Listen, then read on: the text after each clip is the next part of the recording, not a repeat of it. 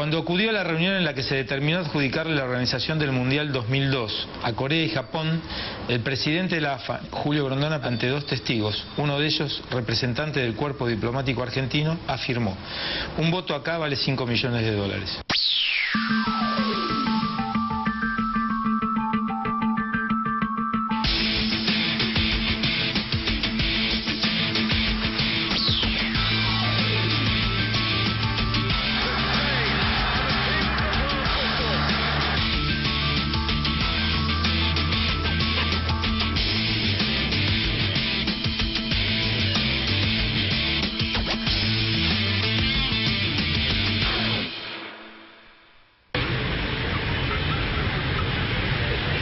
Après 74, le début des années 90, la Coupe du Monde, ça commence à représenter quelque chose, ça commence à représenter beaucoup d'argent.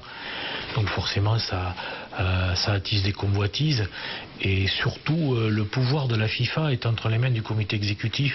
Donc c'est entre les mains de quelques hommes qui ont pris l'habitude un petit peu, on s'en aperçoit aujourd'hui, mais c'est le problème de toutes les instances internationales, où on a affaire à un petit groupe de personnes qui dictent des lois et des règlements qu'ils appliquent aux autres et surtout pas à eux. Et je pense que tout a démarré comme ça, c'est-à-dire ces gens ont été tellement dans une forme de pouvoir, ont commencé aussi à brasser tellement d'argent qu'ils se sont probablement autorisés certaines largesses. On l'a vu par la suite. El Mundial del 90 toda la bibliografía coincide que es un momento de giro y de transformación muy fuerte, el momento en el que el fútbol realmente se vuelve mercancía global y que además inteligentemente aprende a contaminarse, digamos, con otras mercancías, a confluir con la industria del espectáculo. Por ejemplo, el Mundial del 90, la inauguración, hay tanto un desfile de modas de la Escuela de Diseño de Milán, los grandes diseñadores de modas de Milán, y una presentación de Carreras, Domingo y Pavarotti. Esto es, en el escenario del fútbol aparece esta confluencia con dos grandes géneros de la industria del espectáculo, la moda y la música.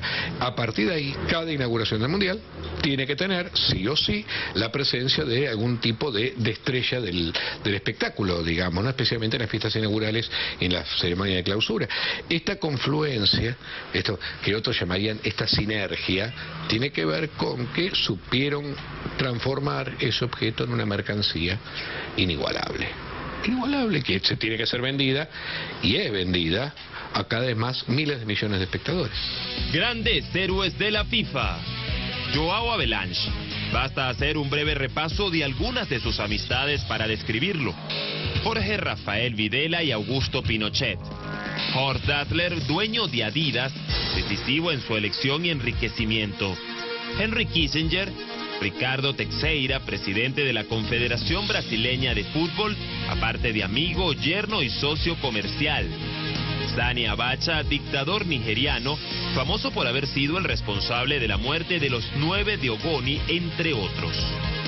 Havelange fue sancionado junto a Ricardo Teixeira y Nicolás Leoz por apropiación indebida y gestión desleal.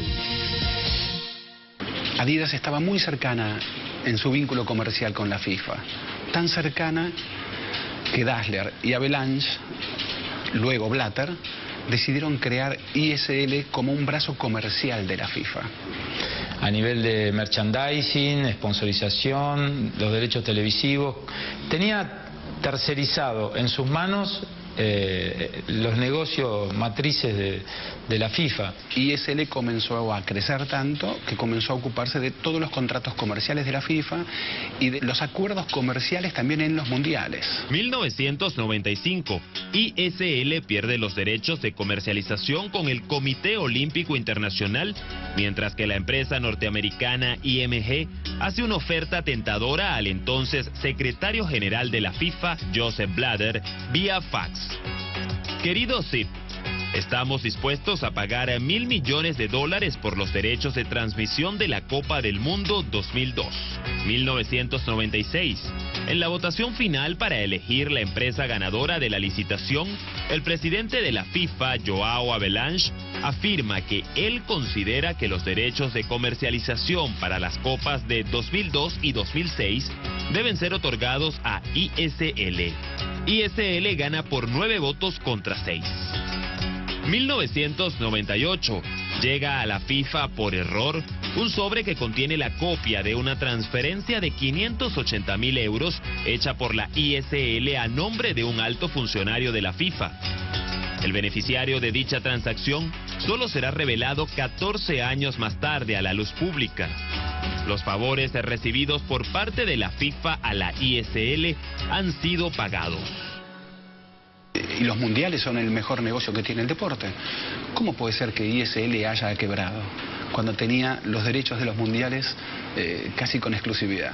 En esa quiebra de ISL, justo antes del Mundial de Corea-Japón 2002, la justicia suiza fue avanzando en la investigación porque fue la mayor quiebra comercial en la historia de la justicia comercial de Suiza. Y entonces en la investigación se detectó que por lo menos más de 100 millones de dólares fueron pagados a dirigentes deportivos en concepto de coimas, sobornos, como se lo quiera llamar. Está documentado en la justicia suiza por ex empleados de ISL, admitieron esos pagos y dijeron que los pagos eran una práctica común. Es decir, si yo quería un contrato, había que pagarle un dinero al dirigente que me concedía ese contrato. 11 de mayo de 2010, más de 10 años después de que aquel cheque misterioso por 580.000 euros fuera enviado a la FIFA, la Fiscalía del Cantón Zug de Suiza encuentra culpables a João Havelange, expresidente de la FIFA, y a su yerno, el también brasileño Ricardo Teixeira, presidente de la Confederación Brasileña de Fútbol, por los cargos de apropiación indebida, infracción del deber y gestión desleal. Según los resultados de la investigación, Havelange recibió comisiones no declaradas de la ISL por un total de 1.250.000 euros solo en el año 1997, mientras que Teixeira recibió de la misma empresa entre 1992 y 1997 10 millones de euros. Tras la publicación del fallo en la prensa por orden judicial del Tribunal Supremo Suizo, el 12 de marzo de 2012, Ricardo Teixeira dimite de su cargo en la Confederación Brasileña de Fútbol alegando razones de salud. Y para mayor tranquilidad de la FIFA, el tribunal advirtió que los cargos imputados a Havelange y Teixeira no constituían delito punible. No había delito. Lo que sí, el síndico de la quiebra de ISL comenzó a exigir la devolución de esos dineros y allí saltó el nombre de Havelange. Lo guardó durante muchos años Joseph Blatter porque hubo un acuerdo de confidencialidad de partes hasta que finalmente la presión fue gigantesca y bueno, Havelange debió renunciar inclusive al Comité Olímpico Internacional.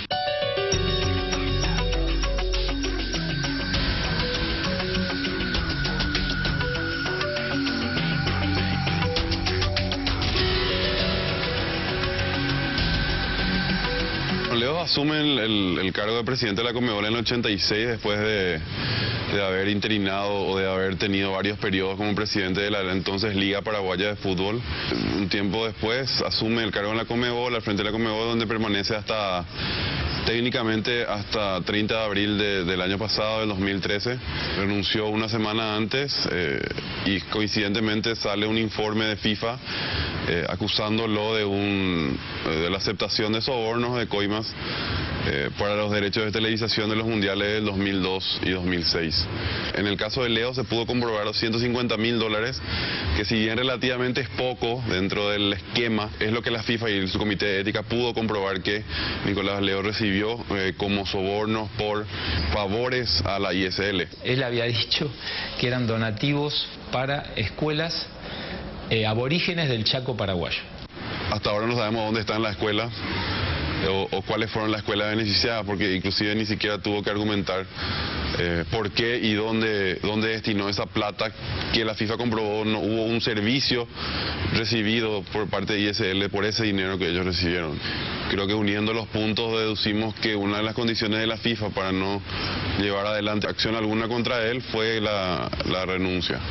Obviamente Blatter, al que despegaron de los otros tres, salió indemne. Lo máximo que esta comisión dijo de él fue que había tenido descuido o algo así, con lo cual estábamos hablando de mucho menos que un delito, ni siquiera una conducta reprobable, con lo cual despegó. ISL, c'est une société marketing qui devient une machine à cash. C'est-à-dire que c'est une machine à pot de vin pour, de toute façon, c'est public, puisque le tribunal de Zouk a publié ses attendus, son jugement, etc. On sait exactement qui a touché quoi, ou du moins il y a des noms et on a de fortes présomptions sur les personnalités. On sait que M. Texera, M. Avalanche ont touché de l'argent, parce que c'était une machine à cash qui permettait de donner à ces gens-là de l'argent de poche, brasser beaucoup d'argent et se croyaient au-dessus des lois. Ce qui a été une fois encore longtemps le problème de la FIFA. On s'aperçoit que tout ça est en fin de cycle. La FIFA est à bout de souffle parce que son mode de gouvernance ne fonctionne plus. Se cierra así la historia de la relación entre la ISL y la FIFA, una de las páginas más oscuras del deporte mundial que quizá no habría sido develada de no ser por el trabajo del periodista británico Andrew Jennings. I'm very proud of the fact that I've done a lot of the investigations uncovering corruption at FIFA. Hello, Mr. Teixeira. Could we talk to you, please? So I went back to FIFA's hotel in Zurich to ask him. What were those payments from the ISL company for? Mr. Teixeira? Oh, dear. If you talk of transparency, I must ask you, why are you blocking the publication of the investigation into FIFA? Can you say, why are you blocking it? Why not make it public? Grandes héroes de la FIFA. Joseph Blatter. En su Suiza natal, su paraíso fiscal, ejerce el poder del fútbol mundial desde 1998 hasta la fecha. Durante su mandato, Blatter ha despedido de la FIFA a varios de sus viejos y mejores amigos. Joao Avalanche, Ricardo Teixeira, Jack Warner, Mohamed bin Hammam, Issa Hayatou y muchos otros. Cabe resaltar que ningún europeo ha caído, mientras que los implicados han sido todos asiáticos, latinoamericanos y africanos. Por su parte, Joseph Blatter, a sus 78 años, sigue cayendo de pie. The winner to organize the 2022 FIFA World Cup is Qatar. 6 meses al año, la temperatura en Qatar promedia 37 grados centígrados. Jugar al fútbol allí es como hacerlo en un sauna.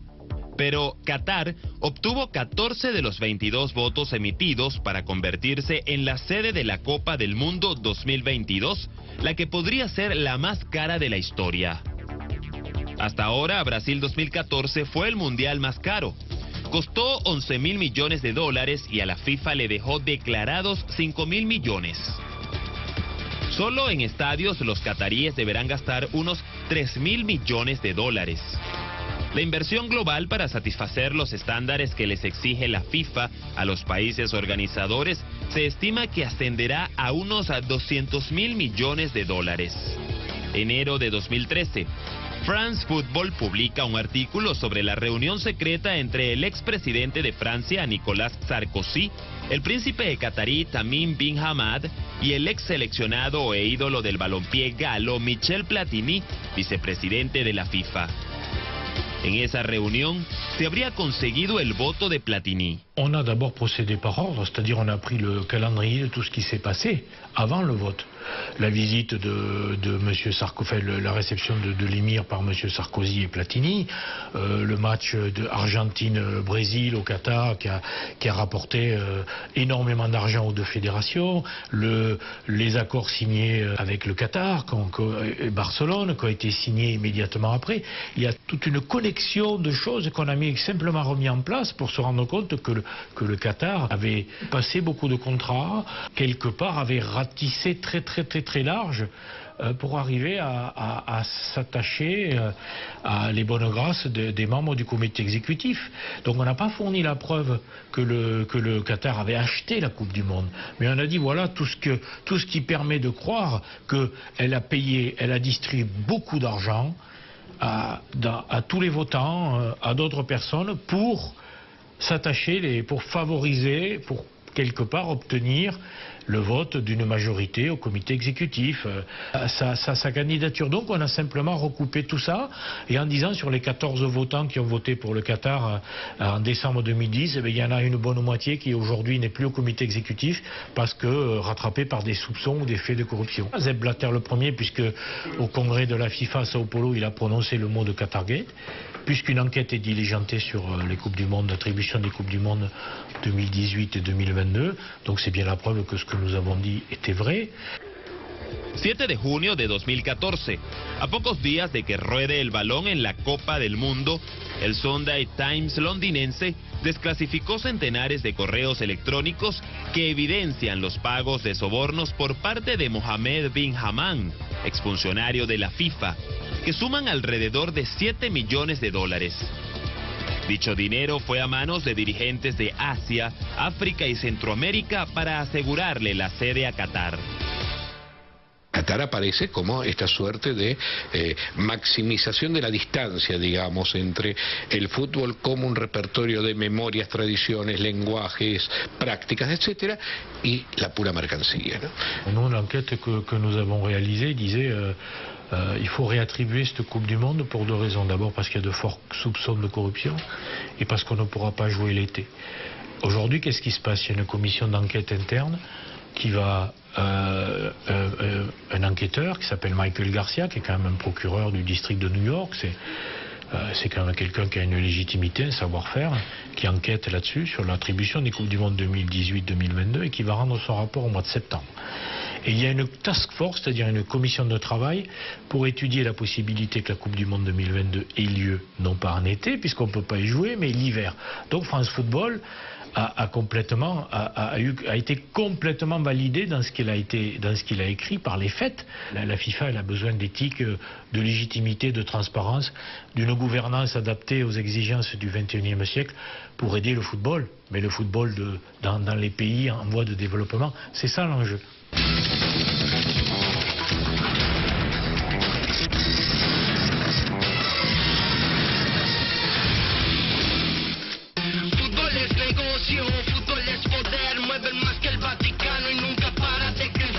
Pagó millones de dólares por transmitir el mundial. Un país devastado como Japón por el partido más tarde de la historia pagó un dineral. Marfileño madrugado, FIFA desde 1900 imponiendo las reglas que les conviene y no miento. AFA de la cancha al asiento, sobornos bajo la mesa acusando en todo momento. Compran votos para organizar mundiales y que no hay empate, eso es solo para poco. No dejan que otros la ganancia le arrebaten, así juegan en el horno de los jeques de Qatar y todavía falta el remate. En general, el verdadero poder de la FIFA se ha recostado en los votos de los países más débiles, en términos futbolísticos y en términos económicos, que se han visto favorecidos por ayudas económicas de la propia FIFA, y esto puede prestarse a veces a entender que ese apoyo económico tiene como contraprestación el voto. Entonces lo que puede sonar democrático desde un lugar tiene una lectura distinta por otro. La asignación del Mundial a Alemania en el año 2006 tuvo un caso polémico, que podríamos llamarlo casi cercano a la corrupción también. Nueva Zelanda tenía su voto asignado para Sudáfrica, y esa persona que debía votar para Sudáfrica se abstuvo y desapareció absolutamente de la escena.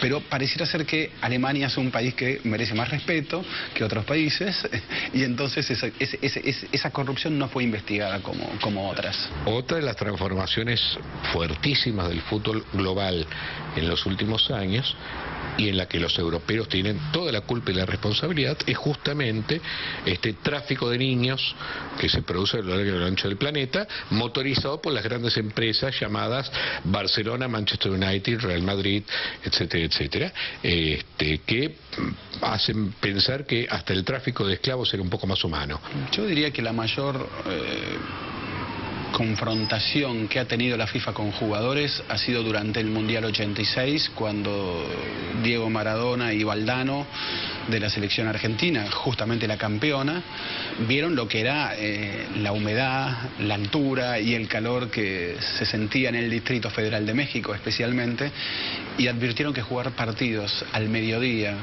para favorecer así los negocios de la televisión era un despropósito, que se ganaba el comercio y perdía el deporte, porque los que ponían el cuerpo finalmente eran ellos. Entonces protestaron públicamente, dijeron que claro, que los señores con corbatas y aires acondicionados podían decidir horarios, total ellos no jugaban, que los que jugaban eran los jugadores, y empezaron a preguntarse a dónde iban los dineros que ganaba la FIFA. Como toda respuesta de Joao Belange, que era entonces presidente de la FIFA, recibieron algo así como: cállense y jueguen. Recuerdo una frase muy lúcida de Valdano, que le dijo: las órdenes son las respuestas de los dictadores. Argentina se dio cuenta luego que esa polémica también afectaba o distraía su competencia deportiva y decidió entonces comenzar a jugar. Pero fue el primer gran cuestionamiento que recibió la FIFA. Luego el propio Maradona pareció formar parte de un sindicato de futbolistas junto con Cantona, jugador gran crack francés del Manchester United, que luego se diluyó. Pero ese sindicato en algún momento amagó discutirle el poder a la FIFA. En el 94 el mundial fue en USA, nunca les gustó el soccer ni respetar la ley. Ellos aman el dinero y el dinero los traiciona. Más que doble estándar persiguió a muerte a Maradona. Acusado por la efedrina, todos se fumaron al crack cuando daban vuelta a la esquina y nunca le avisaron. Diego hizo drop, hizo drop. Ellos cuando se equivocan, y se equivocan a propósito, se dan 2 o 3 meses de sanción. Cuando nos equivocamos nosotros nos dan años. No dan años. Son unos ladrones corruptos.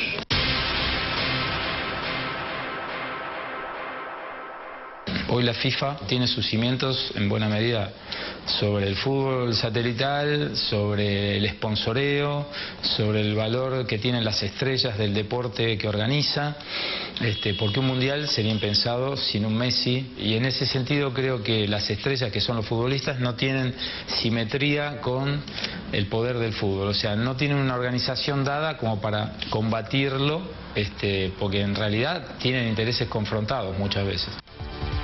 Diciembre de 2013, la FIFA publica su balance financiero. Según la federación, sin ánimo de lucro, cuenta con activos por un total de $3.165 millones y pasivos por el mismo monto, con un total de reservas de $1.432 millones. We are a non-profit organization, and we have to remain a non-profit organization. A non-profit with over $1 billion in the bank. Yeah, but this is a reserve. Sabemos que la FIFA es corrupta. ¿Por qué ver fútbol? ¿Por qué lo seguimos viendo? ¿Por qué nos sigue gustando? ¿Por qué lo seguimos amando? Buena pregunta. El fútbol es una religión laica, y eso en todo caso, aunque pueda sonar difícil de comprender, lo hace más interesante. El fútbol tiene en todo caso dioses sucios, no dioses tan limpios como nos propone tal vez la religión, y esto es lo que lo hace tan contradictorio, a su vez tan fascinante y tan polémico. Est-ce que ça vaut la peine de regarder des matchs de foot quand on sait que des gens en sont à 50 ou 60 matchs dans la saison, des joueurs, et qu'on sait qu'un joueur peut être performant pendant 30, pas plus de 30 matchs dans la saison, donc on peut se poser des questions là-dessus, on peut se poser des questions sur pourquoi avoir dépensé 9 milliards d'euros de fonds publics au Brésil, alors que cet argent va manquer pour l'éducation, pour les transports, pour les hôpitaux, pour la santé. C'est un pays qui avait besoin de cet argent. Effectivement, il n'y a aucune éthique là-dedans, mais quand je vois qu'on a battu des records d'audience, qu'il y a eu, je viens de voir un papier disant que ça avait été une des Coupes du Monde les plus couvertes au niveau des médias, on est en droit de se poser des questions. Et c'est vrai qu'on manipule et qu'on joue avec notre passion et que c'est pas réjouissant. Creo que hasta el último de los hinchas es al mismo tiempo paranoico y soñador. En ese sentido es paranoico porque sabe de la existencia de ese poder. Y entonces sabe que la FIFA es una institución profundamente corrupta que hará todo lo posible para que gane Brasil. Pero desea que sin embargo el fútbol dé lugar a cosas insólitas como que México le empate, como que Chile está a punto de ganarle y mete una pelota en el travesaño en el último minuto y que el último penal de Chile recorre toda la línea y sale por el costado y podría haber entrado y que finalmente todos esos podría terminan en un 7-1 a manos de Alemania. ¿No? Eso es una prueba fantástica de por qué nos gusta el fútbol. Es la síntesis del deseo. En el fútbol puede pasar cualquier cosa. Como dijo el Diego, la pelota no se manda. Fútbol es negocio, fútbol es poder, autogoles de la FIFA que no vas a ver. Pelota no se manda. Fútbol es negocio, fútbol es poder, autogol de la justicia pero sin interceder. Fútbol es negocio, fútbol es poder, autogoles de la